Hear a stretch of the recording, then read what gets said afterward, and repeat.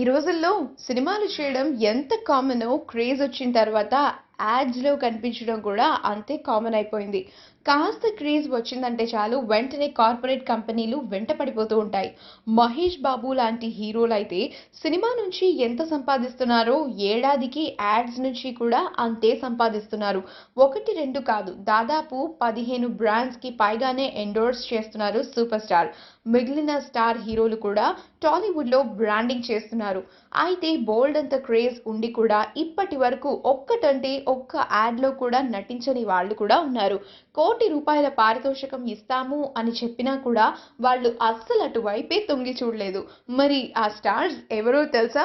నందమూరి బాలకృష్ణ, ఇంకా సాయి పల్లవి, మోహన్ బాబు, నందమూరి కళ్యాణ్ రామ్, అనుష్క శెట్టి, గౌతమి, మంచు విష్ణు, అలాగే మంచు మనోజ్ కుమార్, అల్లరి నరేష్, ఇక సాయి ధరమ్ తేజ్ కూడా ఈ జాబితాలోకి వస్తారు. ఈ వీడియో కనుక మీకు నచ్చినట్లయితే మీ అభిప్రాయాన్ని కమెంట్స్ ద్వారా మాకు తెలియజేయండి. మా ఛానల్ని సబ్స్క్రైబ్ చేయడం మర్చిపోకండి.